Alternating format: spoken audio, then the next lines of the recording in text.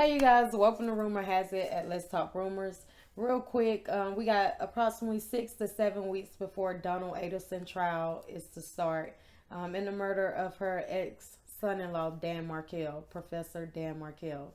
And so, as we await that trial, I wanted to talk about two other cases that I found interesting that has not went to trial yet. Excuse me, that has not went to trial yet as well. One case is the Mancini Zillit family.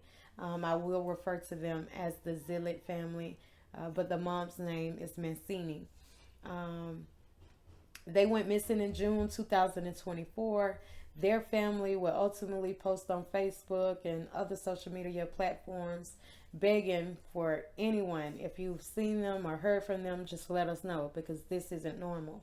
For them to disappear and not let us have any contact with the children, it just was not normal. No luck. The family got no luck on social media posts, but eventually police would become involved and they would learn that the Zillett family leased a room from Rory Atwood.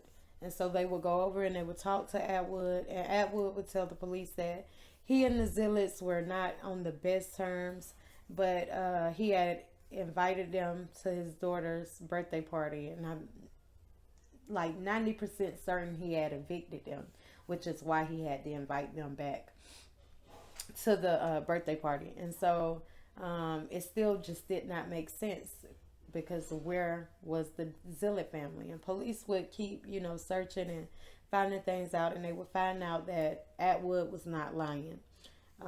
He and the Zillett family was not on the best terms, and he did invite them over to his daughter's birthday party, but he did not let the family leave.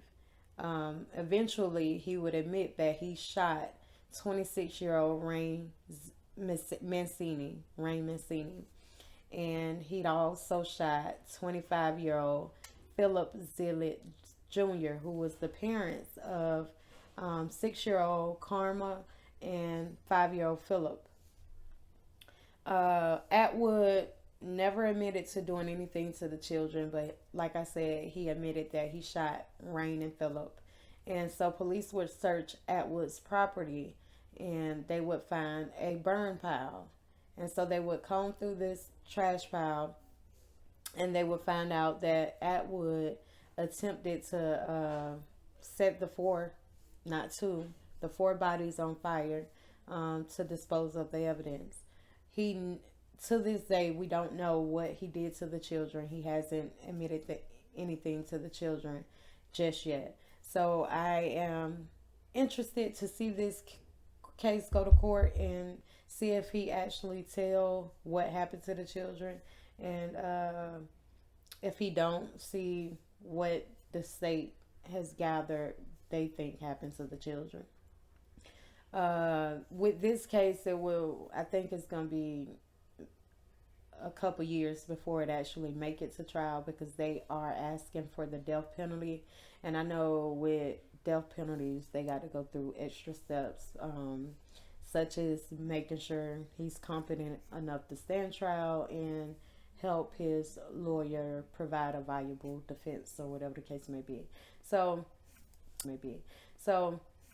I kind of want to keep updated with that one. I will let you guys know. And I also just found this case about this woman who went missing on April 30th, 2017 from Virginia. I believe it was Newport, Virginia, but I'm going to double check that and make sure for you guys because I'm going to keep up on this case to the letter. I want to watch this one. She went missing April 30th, 2017.